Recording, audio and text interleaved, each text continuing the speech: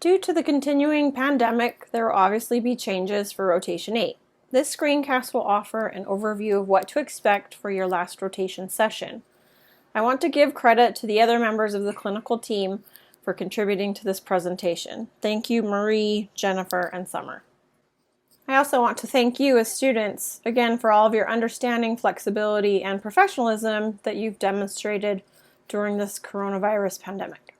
It has certainly been a dramatic impact on your lives, and you have handled it very well. So let's talk more about Rotation 8. Do expect to be in the clinic. Our goal is to get you each as much experience as possible, but keep in mind there are still many limitations and restrictions that we are working around. Basically, Rotation 8 won't look normal, but it will get you the experience you need to at least meet your minimum required outcomes, and you will be getting clinical experience again.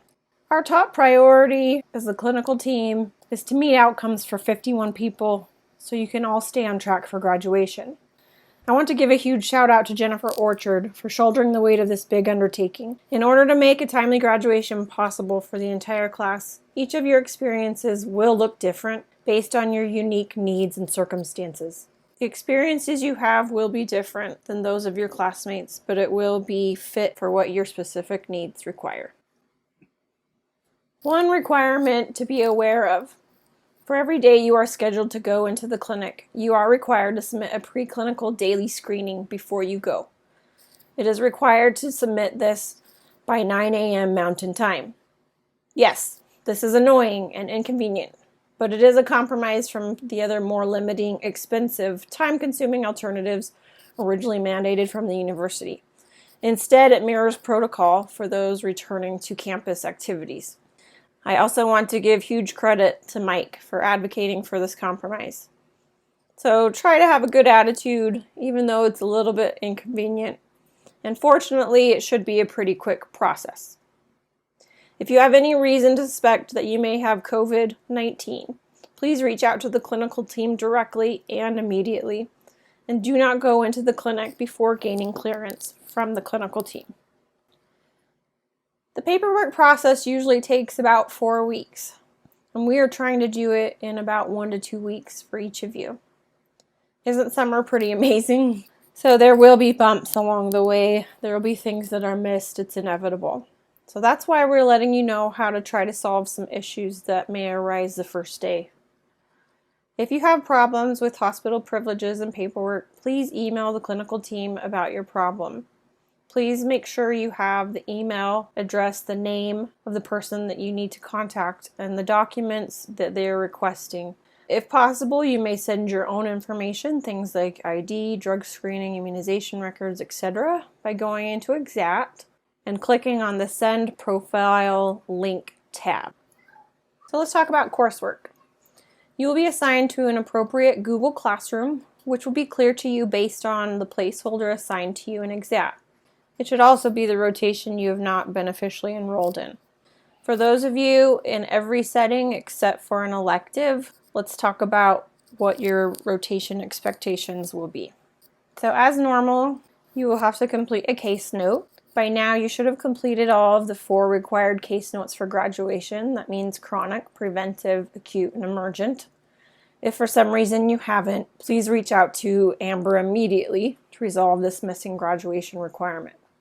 At this point, you may complete a case note of your choice from any of the patients that you've experienced during your clinical rotations. We are also asking you to complete a Skippy Outcomes reflection. This will be similar but different from the Skippy Outcomes assessment form you completed previously.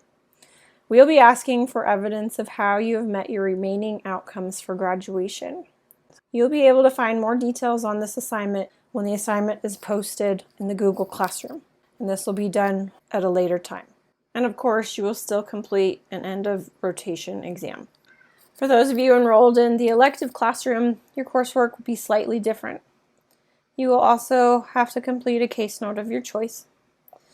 A practice standards challenge is typical for the elective rotation, even on a normal timeline, as well as a professional growth and development reflective writing, which are specific to the elective coursework.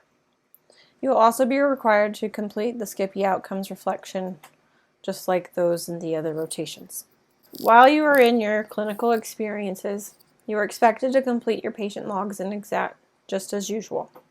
We are also going to require you to complete an evaluation of your preceptor in the site at the end of your experience. This is for everyone, even if you're there for just a couple of days. We'll also need you to be extra diligent about getting your preceptor evaluation of your performance. This is vital in helping us prove your competence in meeting your missing outcomes, especially since many of you will not be getting nearly as much time as normal. I suggest letting them know on day 1 that you aren't allowed to leave on your last day without getting the evaluation form completed. If you have to fill it out with them, that might be a strong strategy to get that accomplished. For many of you, there will be days you are not in the clinic. So for weeks when you are in clinic for fewer than 3 days, you'll be required to do the following assignments instead. First, 3 to 5 Access Medicine internal medicine cases. This will be based on the number of days that you are not in a clinical experience that week. So that means if you don't go into clinic at all that week, you will have 5 cases to complete, or 1 per day. If you're in clinic for 2 days in a week, you will have 3 Access Medicine cases to work on that week. Or if you were in clinic for 3 days, or 4 days, or 5 days, you won't have to worry about doing any of the Access Medicine cases for that week. You will also be expected to complete 1 Roche Review practice test for the first weeks 1 through 4, again if you are not in the clinic for at least 3 days. Please submit a screenshot of your completed cases and the Roche Review test in the Google Classroom. So you're almost done. We have 1 last push till graduation. Good luck, and let us know if you have questions, and we hope you enjoy getting back into the clinic.